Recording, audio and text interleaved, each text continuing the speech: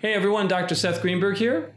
This video will be taking you through essentially the last exercise in the book as far as covering the basic inversions up to the third inversion and expanding the triad of the third inversion into 4 notes and more. We'll be doing 4 notes for this demonstration, but you certainly could apply 5 or 6. Now, this is the point at which you've got all of the previous, the root position, the first and second inversions, as well as all the various chord families, all mixed up into one. So this is not a particularly easy exercise to get through. So considering that, you might have to make an adjustment to the tempo, or you might have to buffer it. And so maybe starting out the first time, put a full measure in between.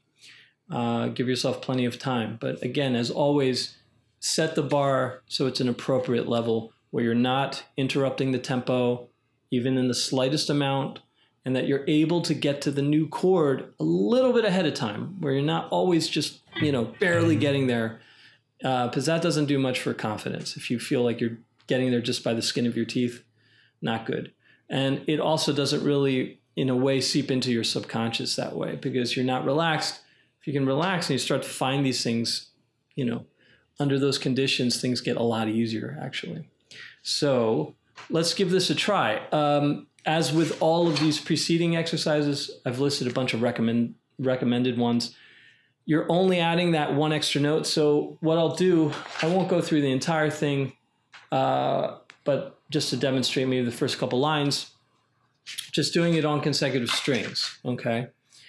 Now, as I've mentioned in the past with other exercises such as this one, sometimes just picking a static triad for each of the respective chord families is a good idea. It's less thinking.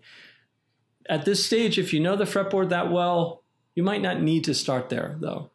So with all of these chords, it can maybe be even a little bit confusing just to have to try to keep track of each static voicing for each type of chord. So that could actually be more of a hindrance than a help at this stage. So set it up so it's, easy as it can be for you, where you're not trying to think about too many things at one time. Really, when you go through this one, you should have the 3-note voicings pretty much down, and you're just simply adding a chord tone or an available added or altered note depending on the situation, okay? All right, let's give this one a go. So I'm only going to go through the first 2 lines, setting up the tempo here, 30 beats per minute. Make sure I'm set up. Let me figure out what the first chord is. And 2, 3, 4, and 2. I'm switching.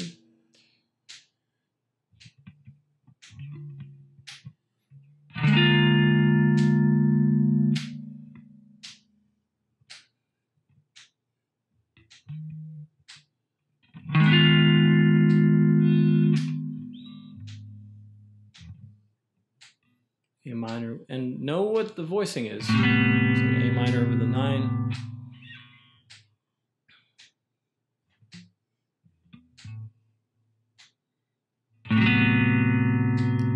This is 13.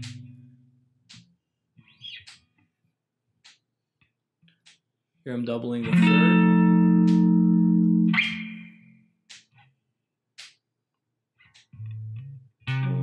Let's do that one.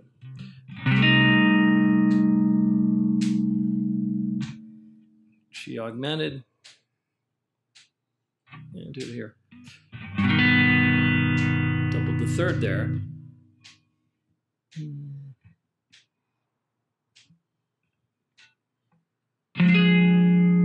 Doubled the diminished 5th.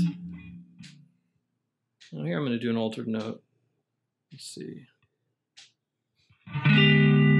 Sharp 9. And so on and so forth. So that's just, again, consecutive string group with the bass always on the 6th string. I would do the same thing from the 5-4-3-2 group for the 4-3-2-1 group, and then the other various non-consecutive ones, which are sort of outlined. I mean, these are the basic ones to go through, but modifying them is totally fine and encouraged to a certain extent. You know, these are not to lock you into any one way of doing anything. And you're not supposed to work these out ahead of time. So don't get a piece of paper and start to write out all the voicings and say, oh, okay, I'm going to do it this way. What I suggest trying to do really from the get-go is to do it in a way that's improvised, it without writing stuff down. If you want to write them down later, or you want to do you know, sort of a theoretical exercise where you voice these things out and you can kind of see how the notes interact with one another, that's good, but there's no substitute. No matter how much you write these things out and you can see it in this abstract notational form, that in and of itself isn't going to help you play them in real time. So remember, they're two separate things. Now, the variations on this, again, just goes without saying. If you decided, hey, I'm going to switch up the string groups, or perhaps I'm going to do the same bass note on the 6th string, but I'm going to do consecutive to non-consecutive, or something like that with 4-note voicings. You know, there are a lot of ways of doing this. Now, another practice that I did mention, and I should reiterate this, is the oblique motion practice is a great one because it shows you exactly how these notes are related to a particular chord type. So if you look at 29F, that figure there, you know, I do this on the top 3 strings just for this example. But if you're looking at that voicing here, and you're doing this B diminished with A flat in the bass, is if you're following this note, the highest voice here, and you go, oh, okay, so this is essentially doubling the 3rd, right? Now, if I know that, and I know my diminished chord pretty well by now, hopefully at this stage in the game, you know diminished pretty well. Then I know, okay, so if this is the 7th, I could actually put the root right here because that's up a minor 3rd, right? So I could have this. So that's the one that you see right there. So you're seeing a connection between this going to this voicing, and then if you can reach it, we may have to use the bar. And you can go, oh, okay, so I've got as the top voice the diminished 7th, as the root on top, and the minor 3rd.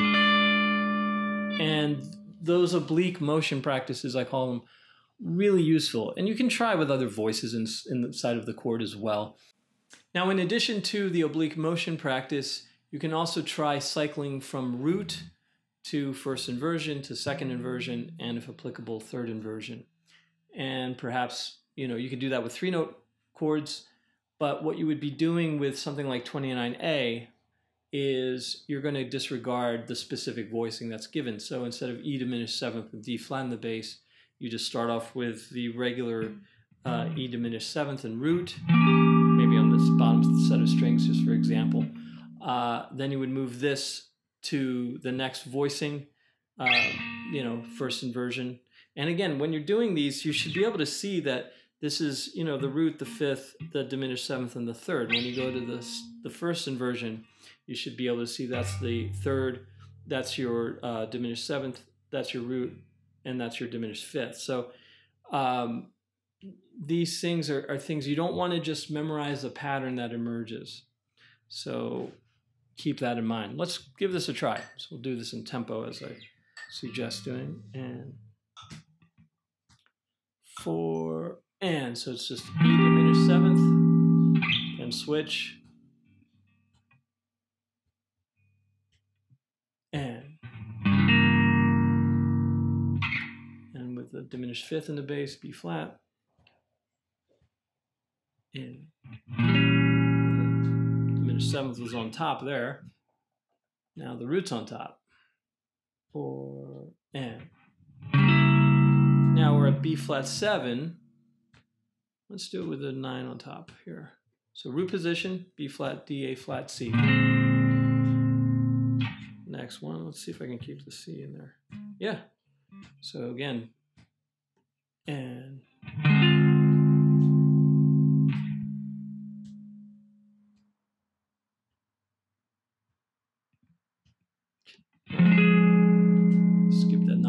that one. But I can add it here easily. And let's do one more. Now F half diminished, root position, and 2,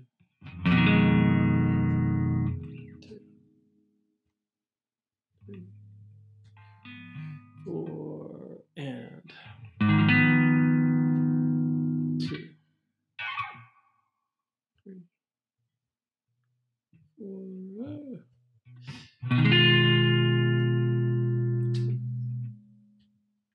3, 4, and 2. One more, A minor 7. Let's do this with the doubling of the third.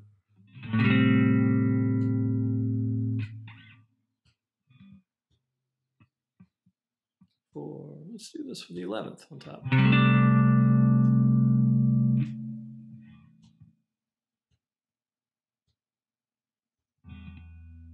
Doubling the 5th. No root.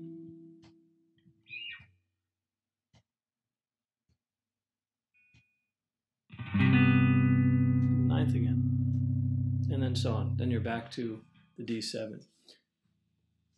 Now, that is a really great practice. It's a very difficult one to start in the beginning, but that'll really help connect and see how the voices are related across from root to first to second, and where applicable the third. So that's a practice I definitely would do now and then for sure, because it'll give you a vantage point that you will not get using pretty much any other practice. Well, as always, I hope that this video has been helpful and insightful.